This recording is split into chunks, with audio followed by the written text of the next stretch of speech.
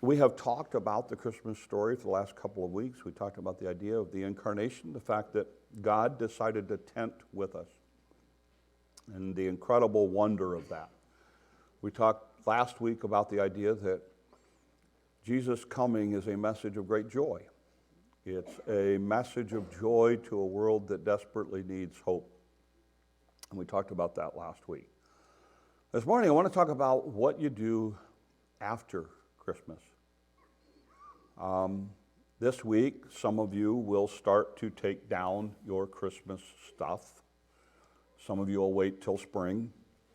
But some of you will start to take stuff down and put it away. You'll start to kind of wrap up the year. We had a board meeting Wednesday night. We're going to wrap up all the stuff for the year as we head into a new year. Lord willing, next time we meet in here, it's a new year in front of us.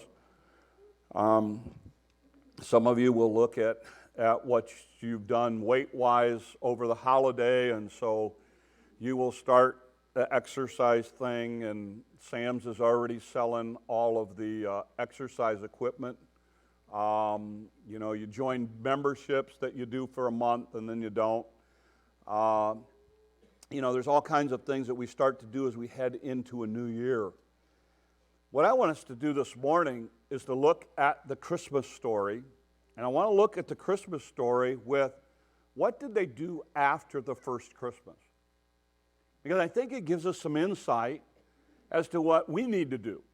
And I want to look at two groups of people. I want to look, first of all, at the shepherds, and then I'm going to want to look at Mary and Joseph, because I think there's some great lessons in both of their lives that help us as we head into the new year and the after Christmas time. So first of all, in the Gospel of Luke, chapter 2, here's what it says. They hurried off, talking about the shepherds, and they found Mary and Joseph and the baby who was lying in a manger. And when they had seen him, they spread the word concerning what had been told them about this child. And all who heard it were amazed at what the shepherds said to them. But Mary treasured up these things in her heart and pondered them in her heart. The shepherds returned, glorifying God and praising God for all the things they had heard and seen, which were just as they had been told. Now, this may not seem like a big deal, but one of the things that you read in this story is what the shepherds do after they see Jesus. And it says they went and told people the story. Now, many of you have grown up in an agrarian world, in a farm world. And you know that if your job is to take care of animals, you know that if you don't leave them for very long, if you know that, first of all, it's a lot of work to even be able to leave. And you get all of the work done in order to leave the animals. You usually find somebody who can watch them for a while, and then you get back as soon as you can because those animals are dependent upon you. So for the shepherds to take time to go into town, so to speak, and tell people the story is significant. I mean, these are common people. These are not orators. These are not people who are good with words these are people who are more comfortable with animals than they are with people. Give them the choice between being with animals or being with people, they'll choose animals every time. They're common people. They're, in some cultures, depending on who you read, some people believe they were one of the lower echelons in society. Because they were with the animals, they couldn't do the hand-washing thing, and they couldn't do the Sabbath thing, and they couldn't do all the things that all of the Jewish laws required. So society kind of, in some places, believe they kind of pushed them off to the side. And yet, when God has to take his message that he has come to earth, to the world, he starts with shepherds. He starts with just common, everyday, ordinary shepherds. And when he does that, he's sending a message, I think, to the world. I'm not going to announce my birth to the world with angels. I'm going to start with shepherds. Common, everyday, ordinary people. And here's the thing. Notice what they do. They tell their story. It's that simple. They go and tell the story. This is what Jesus Christ did. This is what we saw. This is what we experienced. We got to see Jesus. He's a manger. He's born in a manger. Here it is. We got to tell Mary and Joseph what we had experienced. We got to tell people our story. I think there's a great lesson in there for us. Want to know what we do after we encounter Jesus? We tell our story. Well, I'm afraid I'll get it wrong. It's your story. You tell your story. What do you do after Christmas? You tell the story. And I think sometimes we forget that. I think we forget that. We'll come back to that in a second. The second group of people is Mary and Joseph. And I think sometimes when we read these stories, we forget about really understanding what the passage means and what actually happened. But in Matthew chapter 2, and we'll get to it in a second, let me give you the background. Jesus has been born in a manger. The shepherds have come. The shepherds go. At some point in the story, they're going to take Jesus. They're going to have him circumcised. They're going to take him to the temple. We're at the passage that Lael read this morning. That's going to take place.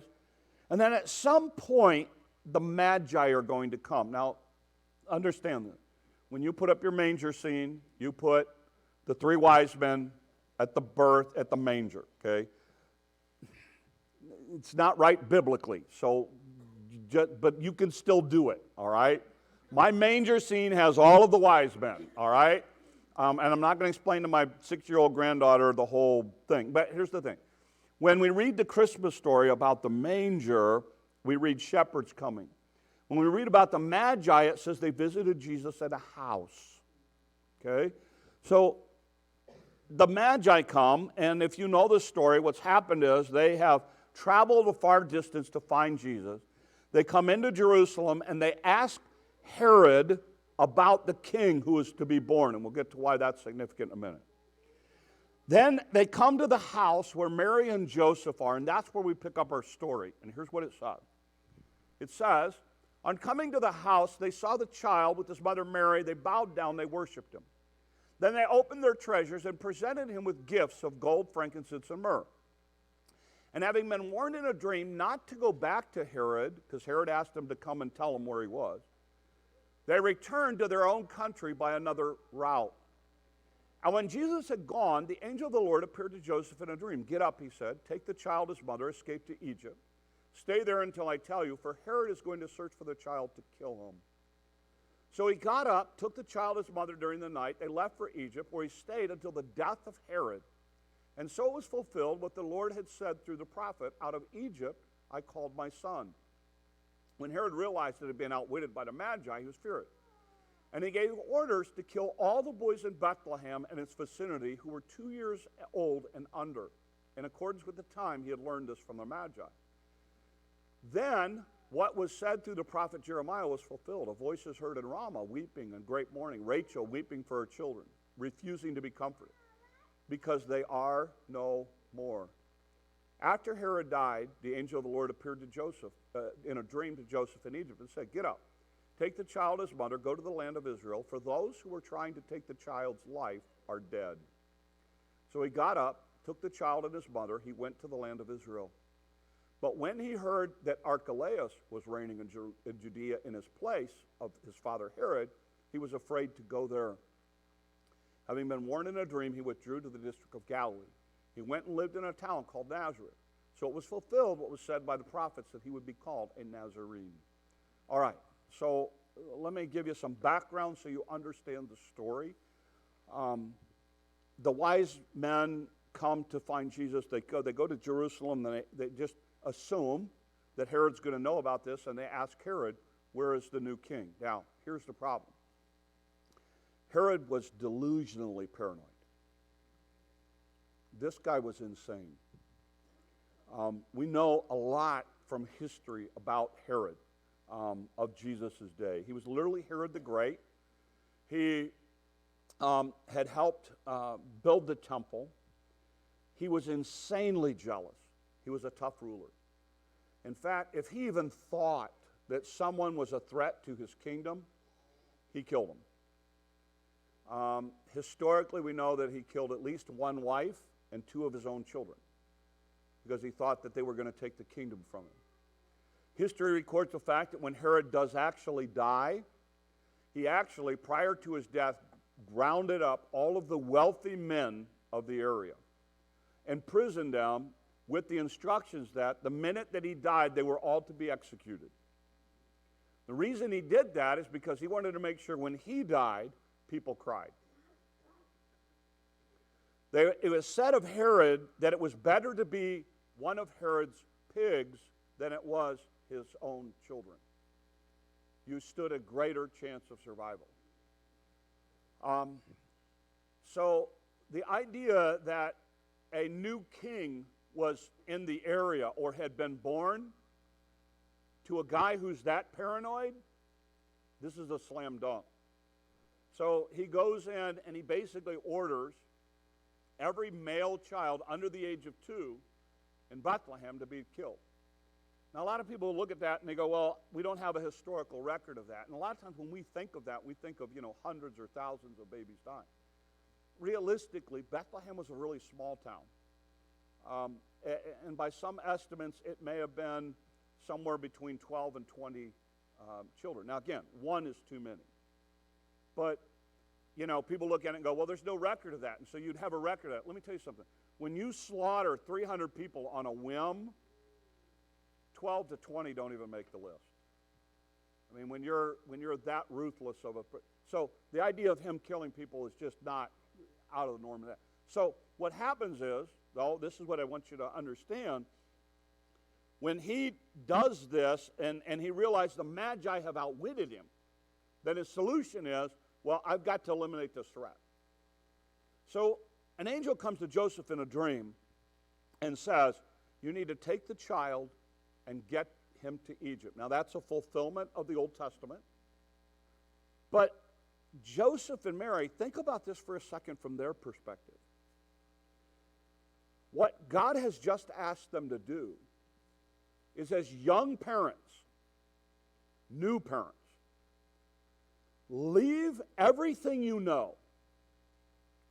Go to a land where you will not speak their language, where you will not have an income, where you're going to start over from scratch, and you're going to do it with a baby.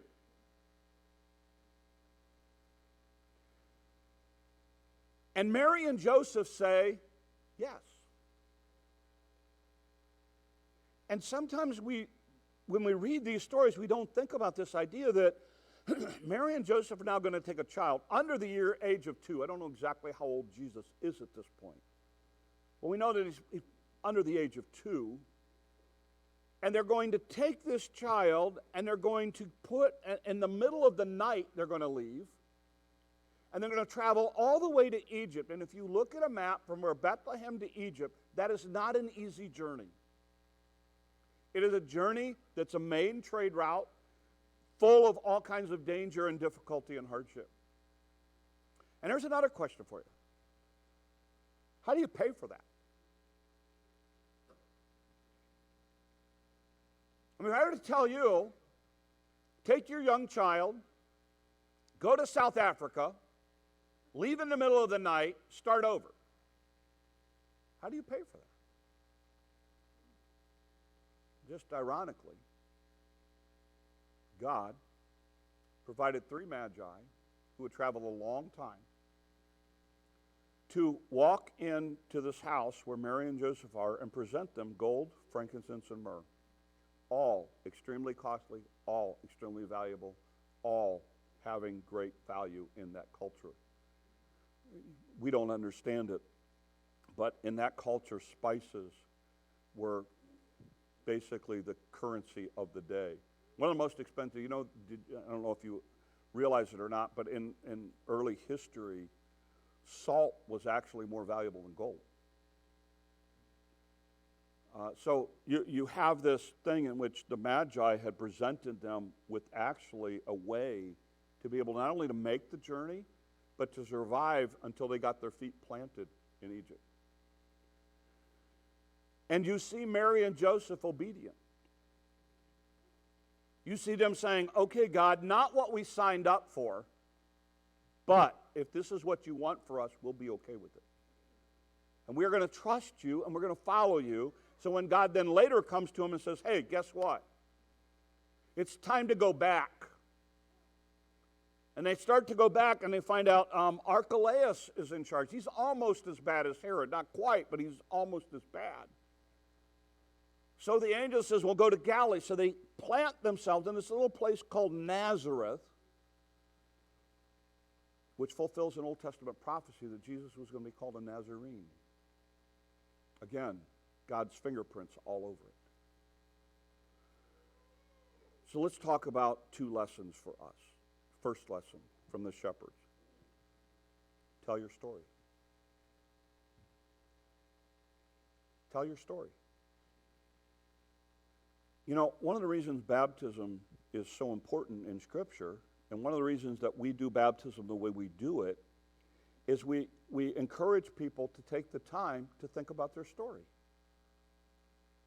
and to publicly tell their story, so that as they go out into the world, they have a way. They've already told their story. They have a way that they've thought through how to tell their story. One of the things that's so important for us as Christians is to do what the shepherds did. Tell your story.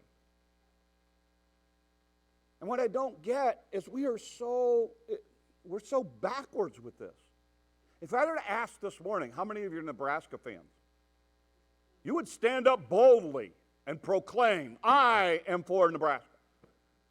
University of Iowa, you would stand up boldly. You would stand up boldly. Bears, you'd stay seated. No, you would stand up boldly. You know? I'm a Bears fan, okay? Green Bay Packers, you'd stand up boldly. Here's the thing. We have no problem standing up for that kind of stuff. To tell people what team we root for. And yet, when it comes to our Christianity, we keep our mouths shut. Tell your story. Oh, Pastor, you don't understand. I'm afraid they're going to ask questions I don't have the answer to. Here's the answer. I don't know that, but I'll go find out. Why? Jesus didn't entrust, the angels didn't come, and God didn't entrust this story to the rabbis and the rulers and the preachers and everybody else of that day. He picked common, everyday, ordinary people and said, I'm going to give it to the shepherds first, and the shepherds are going to start this thing off. Have you thought about this for a minute? If God wanted to, he could share the gospel a million ways. He could have the angels just pop up out of the blue to somebody and say, you need to be saved. He didn't do that. He entrusted this incredible, special message with us. Why? Our job is to tell the story. Christianity is always one generation apart from extinction. It takes one generation to stop telling the story, and it's over. Tell the story. Tell the story. The second lesson is for Mary and Joseph. Understand that life is difficult. That God is going to ask you to do difficult things. We have this culture, this mentality that says, again, this odd sense of justice in our world, where we think that good things should only happen to good people and bad things should only happen to bad people. And we get this odd idea that it's like, oh, no. Bad things should never happen to good people. And that is so messed up. You're going to see this as next month, we're going to start back on our journey through Joseph. That's the thing you learn in the life of Joseph, the Old Testament. We get this idea that why is something bad, why is something difficult happening to me? Here's the thing. The reason is because God's going to use it.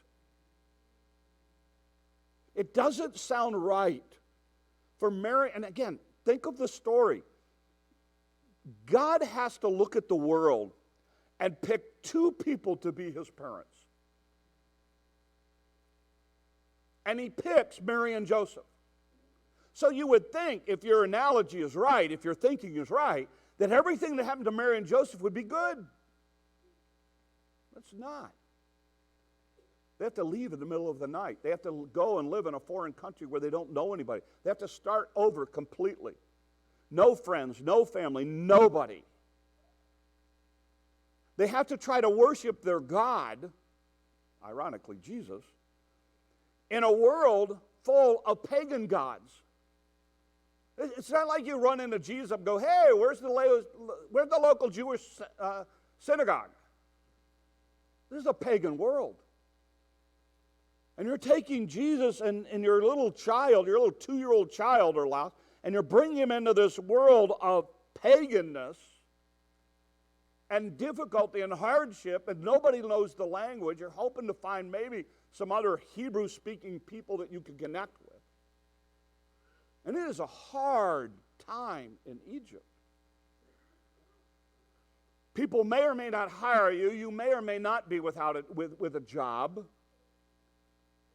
But you may be able to depend on the gold, frankincense, and myrrh that you've accumulated along the way. But you know what they did? They understood that God was at work, so when God said go, they said yes. They trusted God. My notes, I have this attributed to John Piper. If he didn't say it's the kind of thing he would say. But here's what he said. At any moment, God is at work doing 10,000 things around you. And you're usually aware of 3.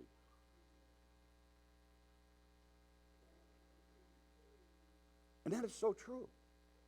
At any moment, God is at work all around us, doing all of these thousands of things, and we focus on 1 or 2 or 3.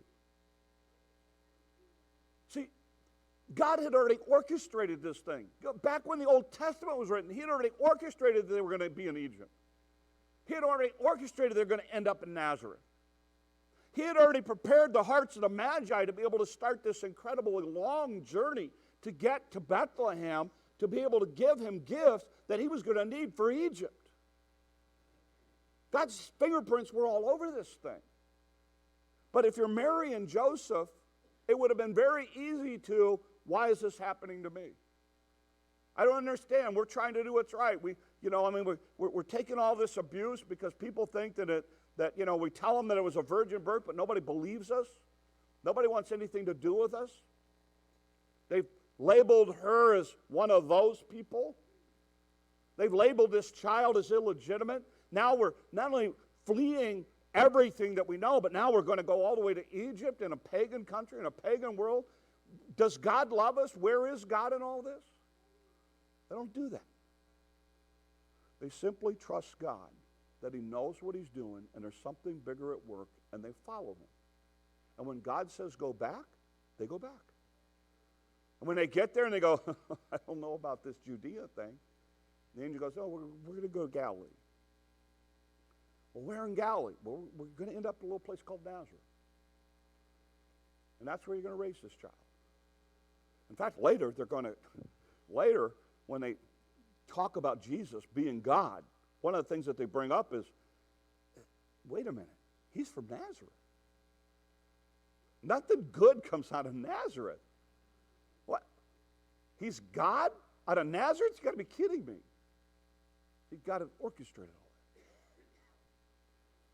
Whatever's going on in your life right now, whatever difficulty, whatever hardship, whatever struggle, God can use it if you'll trust it, if you'll follow him, if you'll stick with it.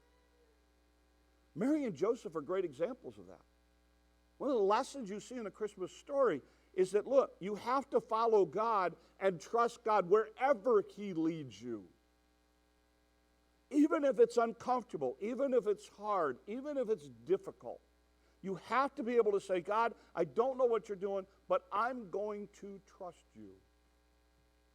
And if that's what you want me to do, then I'm going to follow you. no matter what. And that's one of the things you see, and you're going to watch that. And by the way,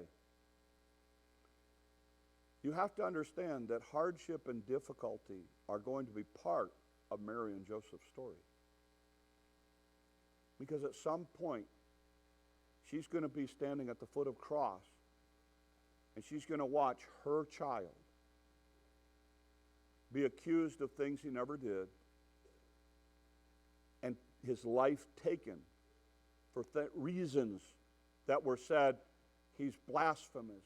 He shouldn't be allowed to live. And you're going to stand there as a mother and watch that. And when God has to pick somebody, he picks Mary and Joseph. And I don't know, for those of you who are parents, can you imagine trying to parent God? Now, I know some of your children think they're perfect, okay? But this is one who was. And can you think of the humility of God listening to a Mary and a Joseph and being willing to be obedient to them? I mean, that's that tenting among us that we talked about, that wonder of that. And I just want to challenge you as you go into this new year. First of all, tell your story. Tell your story.